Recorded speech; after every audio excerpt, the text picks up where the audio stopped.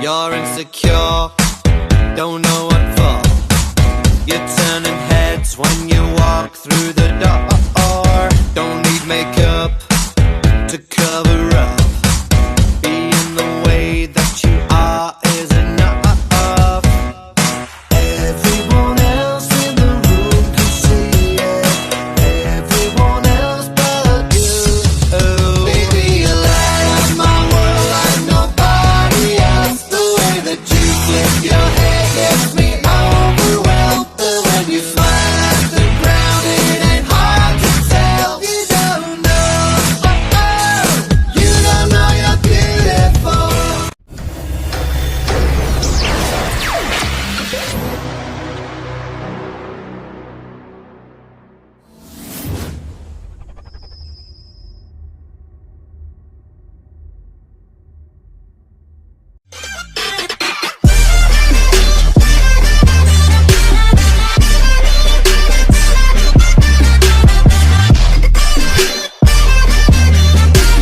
First one, bagets na bagets.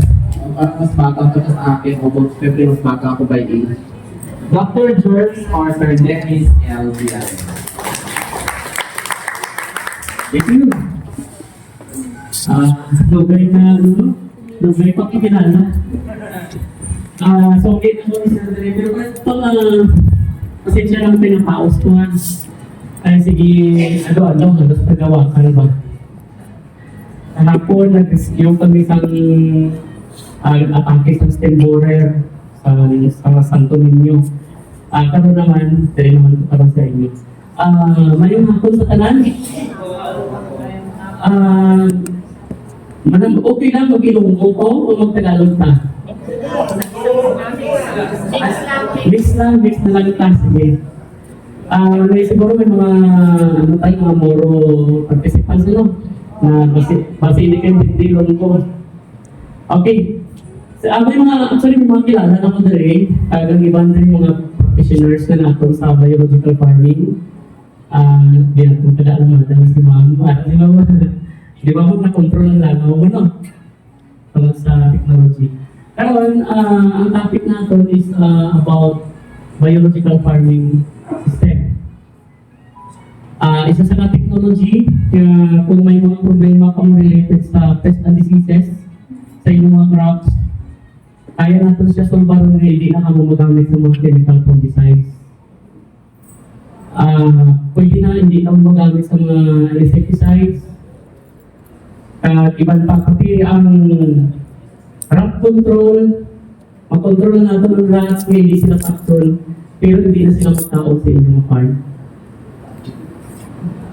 Ina siya ng mga technology, pwede nyo na mabalaan kung lumati ka mo sa akin. Okay, lumati ka mo ha. Ibalaan ko ang oras ko mo. Tama. Namin itulog, pero ina-assure ko sa inyo, hindi ka mo makatulog. Okay? Hindi ka mo makatulog, kaya na-excite ka mo sa atin nga, tapi ko subong. Okay? Di na natin. May ano yan, remember, dito na lang.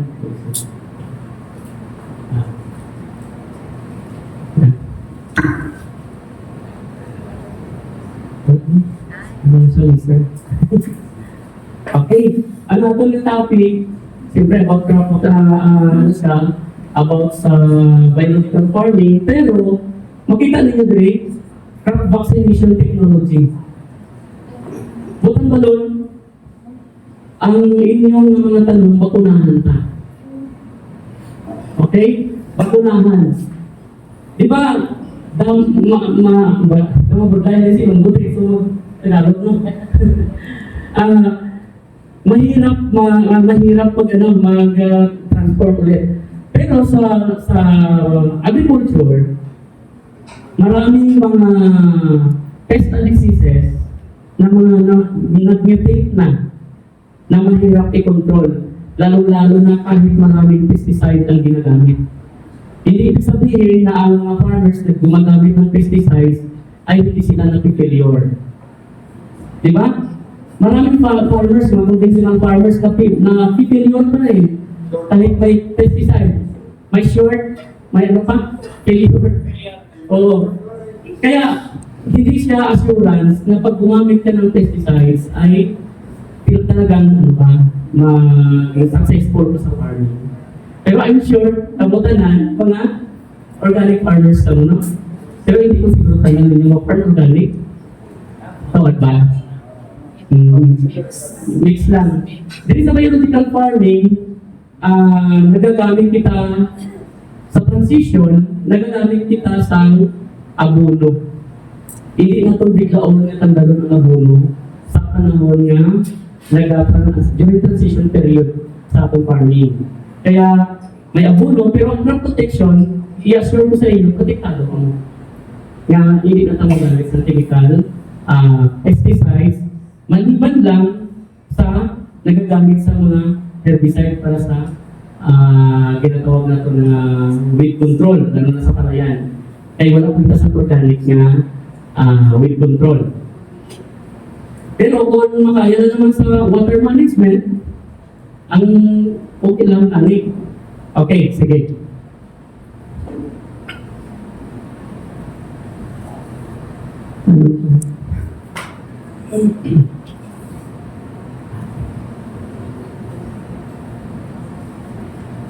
Okay.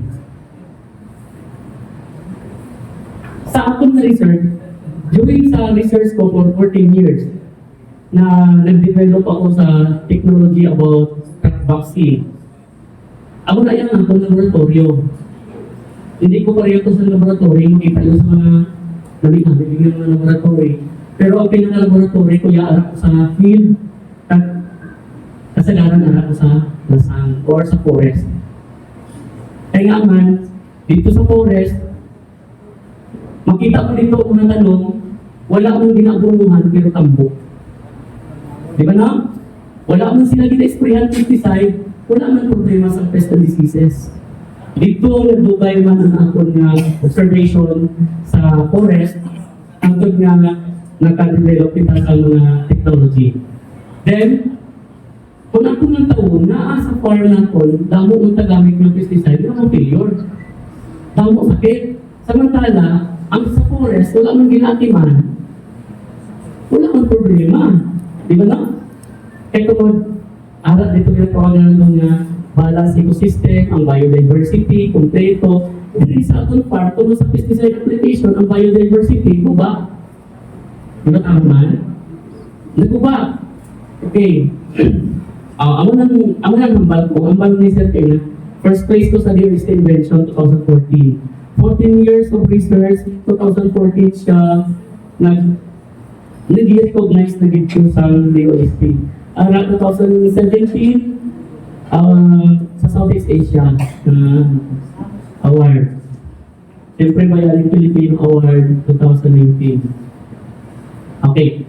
Ayo, tungod sa Don Bosco, kailangan ni Don Bosco, sa makilala, tungod dito sa ila, nakaabot sa Japan ang ato nga formula. Kaya nga man, ginagamit ang technology natin sa Don Bosco para makontrol ang ilang problema sa banana diseases. Fusarium, Moko, Pansita. Kung gindalas ang ilang partner na Japanese ang atong formula para i-test sa Japan. Kagyan tawon kung may mga traces sa mga pesticide, kaya ang pesticide na ginagamit diri sa buong mundo para sa 400 ka-classes ng pesticides, kaya active ingredients ng pesticide. Gilantaw nila kung may traces, pero makita nyo na detected na siya. Wala sa pesticide. Content ang ato ng formula. Kaya siyempre, basta sa mga organic, di ba, kinahanglan, ina-assure na ito na wala sa pesticide content. Kaya kabalo ka muna ng atong technology, yung atong vaccine, 10 minutes lang kung may sakit inyong ngipon. Kaya na sa baron. Hindi na kinahanglan din test. Oo. Kaya tunod, natural antibiotic siya na mag-control sa pathogenicity sa bacteria, sa fungus, o fungi, virus. Amo na iyan ang purpose. Plus, may mga entomopathogens. Palamig entomopathogens. Mikrobyo na siya na nakaon sa mga insekto. Ano na siya? Siyempre, kapano naman mo sinaaral mo na sa CTC. Metricium, Vibria bassiana, nagkiban pa. Pero sa atin, hindi ko kita na klase pa mga entomopathogens. No? Isa-isa lang formula. Okay. Amo ni siya. Sino sa inyo may palayan? May palay? Pag amo ni problema nyo sa inyo palay, ano nang ginahimo nyo? Ano ko na lang? Pag amo ni stage sa palay, vegetative stage, basta makatuan ako na siya kung examino na anay, kung ganito kung pila ka percent pa ang iyang na makita ko na makasurvive. Kaya ko na ko na siya survive for 2 weeks. Na-revive siya. Para sila, Steve Borer. Di atake sa Steve Borer. Richard Mao, isang Bisaya. Taga-Bisaya ko yan, hindi. Kilala niyo na si Ma'am. Richard Mao, na-solve naman ang problem na niya sa Steve Borer ay ang partner ko before dito si Dr. Evelyn Saldivar. No? Kaya dito sa area. Iyan na area. 2 weeks lang ma'am, makunin ang tabo. Kaya yan na tulad sa bayan, hindi na kamo palibok-libok.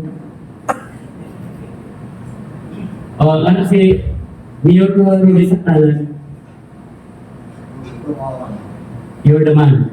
Hybrid, mga hybrid, di ba ang hybrid, ang sakit ang hybrid rice? Ayun na. Wala na naman kung design. Kabalo ba mo ang kung design? Isa sa factor na nagaguba sa atong lupa. Guba-lupa, tapos na, amo na siya na, diri sa biological, untatan na tanan. Untatan na tanan. Kaya hindi na ako mag-problema. Mahimo ko na ang solusyon. Okay? Ano ang solusyon?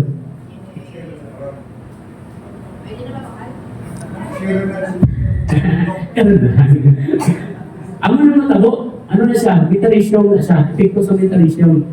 I-parasitize niya ang stem borer. Like for example, nag-rescue kami sa stem borer. Ano matabo sa stem borer? After 3 to 5 days, magbuwa na siya dito sa sulod sa mga palay.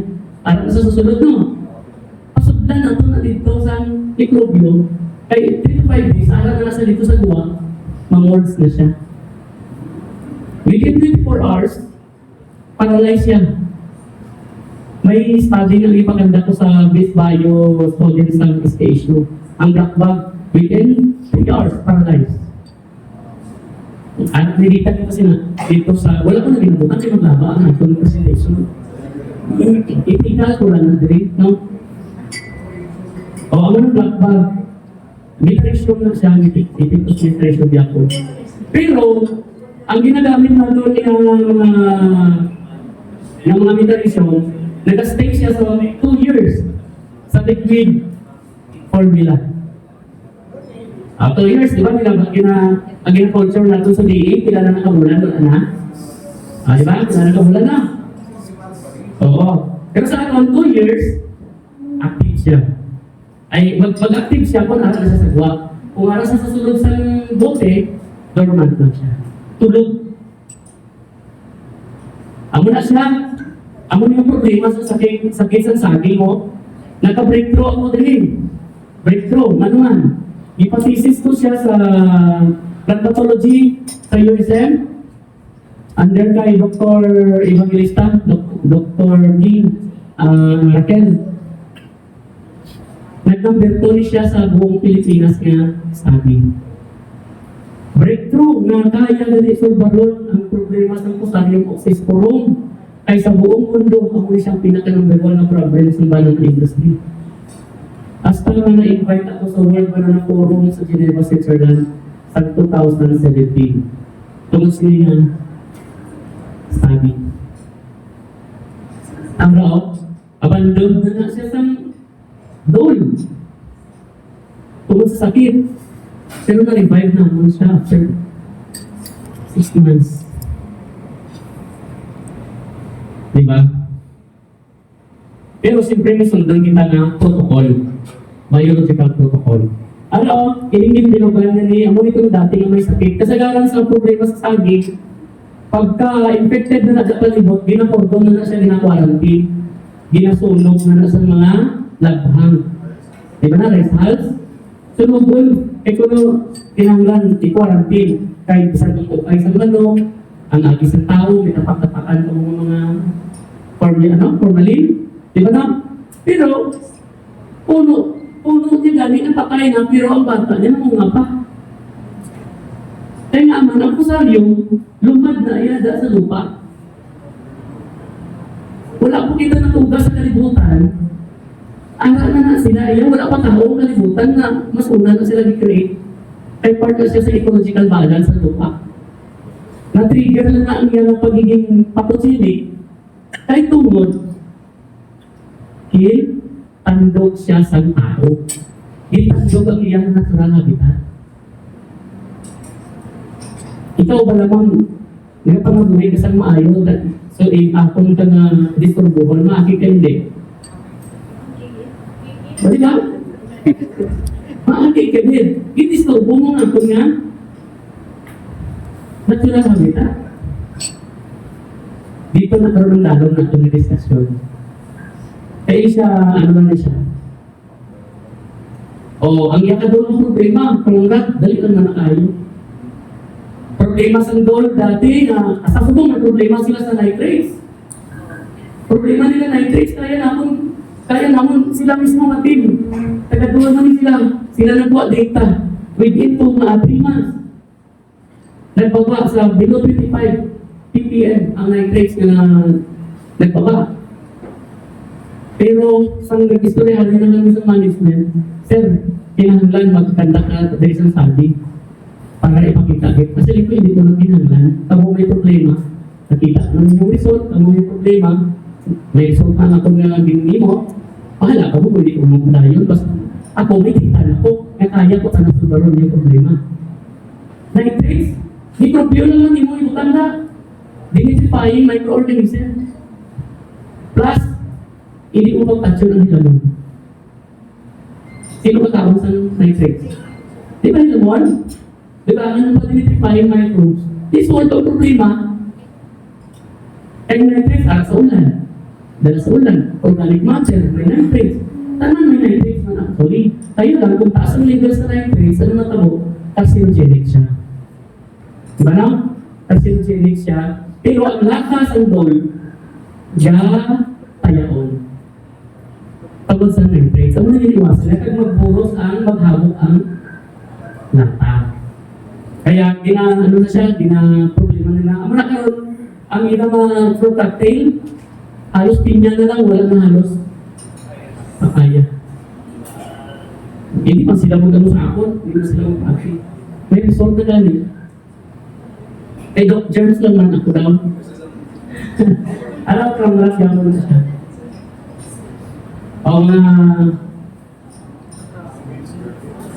Ang isa to sila ito maging practices ko. Parang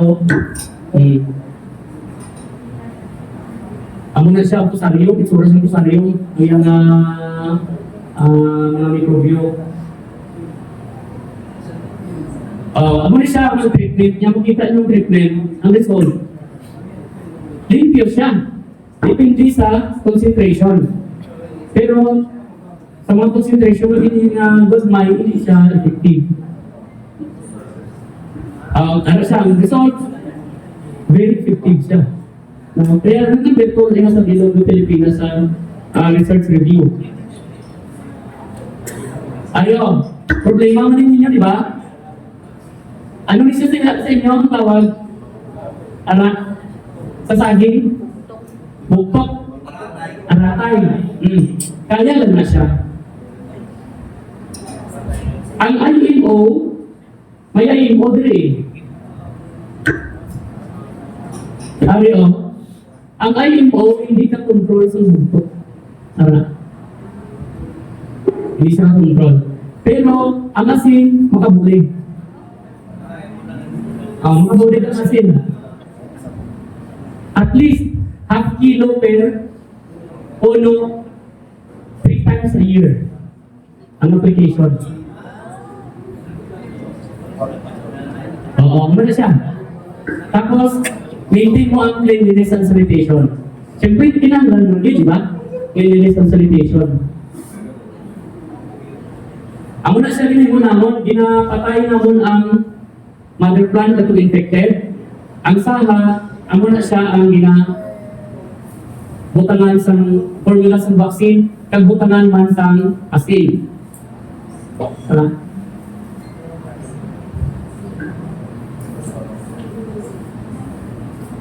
Alam kay Dr. Rubel siya hindi sa palay naman.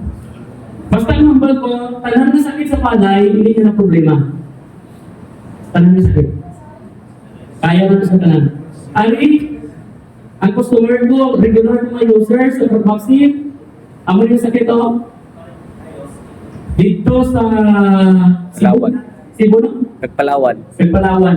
Amo lang ni siya ang ginabira niya permanently. Solve ang problema sila.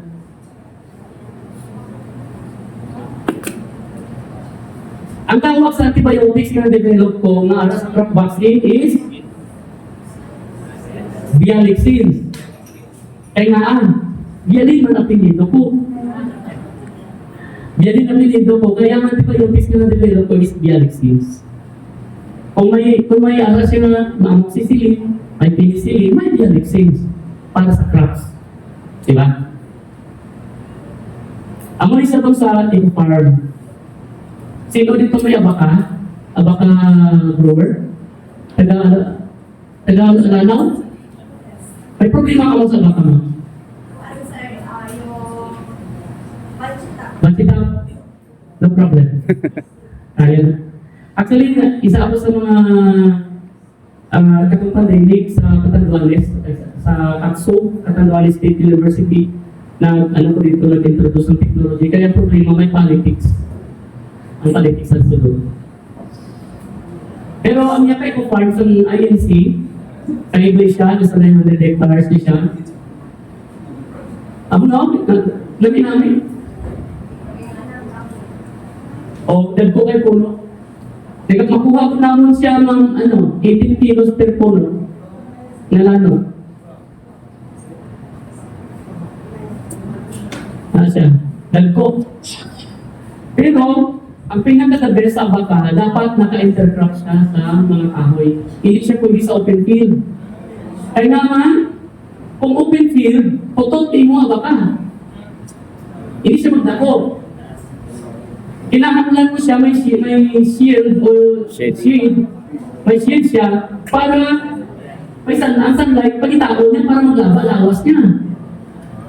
Yan yung glacier na yung tawag.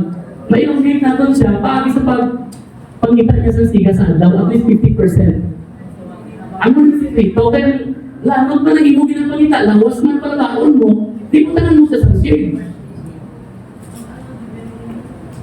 Gibberellic acid, pwede, pero hindi na mahal ko. Tangnan mo lang nasa pagkata lang. Kaya ang problema nila dito sa Catanduanes, ara open field.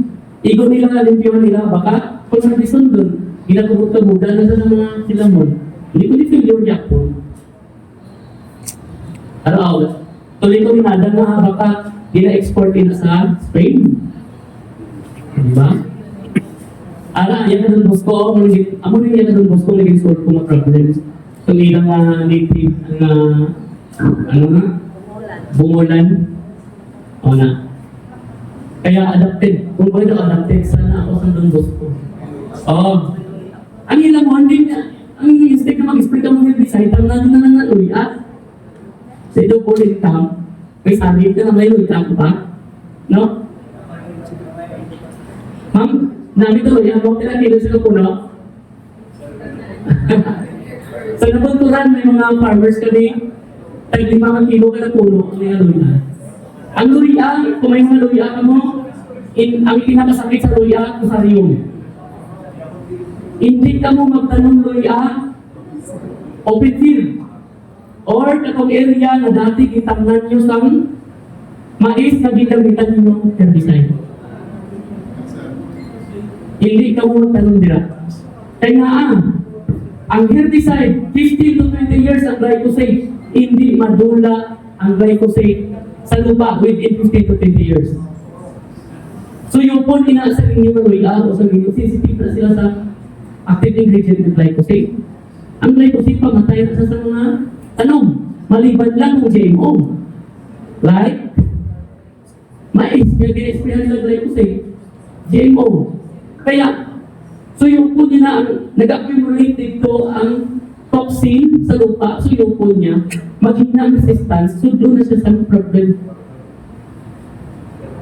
Hindi pwede. Hindi siya pwede. Sa tiin pwede matanong loyan. Kung matanong mo loyan, din lang sa kilid, sa makil. Kaya hindi ka mo mag-herbicide. Dirabo nyo lang. Pagbago na sa mga harvest, mas nami itong dapat. Yung magsako lang sila sa Milamon. Gamix lang sila sa Milamon. Mas buwag ang puno kung may Milamon na tupad ang loya. Hindi lang siya magtaas sa loya mo ang Milamon. Kaya sir, live yung mga sir. Tikim sa akin. Shaded ba siya? Pero actually, ang loya, tinanggal niya yung shade. Amo ito ng bagong Milamon. Nga dapat ano niya, partner niya. Hindi siya pwede namigin nga napay na mo sakit na magsulod. Sobra ka din yun, na mo sakit. Lantawan ni Badjaw, wala mo lang ang sakit. No? O ang doon, mga scientists ang doon, alin sa ibang na bansa, bago ng pandemic, girequest ko nila. Nag-lecture ko sa ila. Latino, mga Latino, may hapon, nga nag-attend. Eh problema lagi nilang problema nila sa saging. Ang hapon, gigoy kami sa hapon kay gusto niyang technology. Ang problema ang mga scientists nila na locals, hindi sila mag-accept ng technology natin. Ay gusto nila sila mag-develop. Hindi na sila yung magamit. Hindi sila mabakal. Sila yung mag-develop. Kaya scientists man sila mo, di ba no? Amo na yung pero mas gwapo lang ko isa kapaligo sa iladuhan, di ba?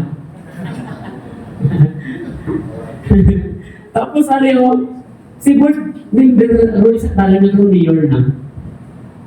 Di ba dapat na siya manggahan dito? Technology naman na sa biological. Ini dati si BMT puro niya gag-harvest na sa mga 5 to 6 tons. Pero after na nag-biological kami, ngayon ko naman 24 tons. 70 lang ang puno na. Ang sekreto, para hindi mahulog ang bunga sa mangga, pagkaunan mo siya sa damo. Like, Yung trends, mga compost, ang ipakaon naman, naging ng ano, siltation sa liwasan Mars. For how many million of years na siya na pundo lang, mga unique, kag mga fulvic minerals na arat sa sa siltation na ina. Din pang ano daw, di ba din pang bako-bako man po sa may ano, nandito ba na boundaries ang Latupyang.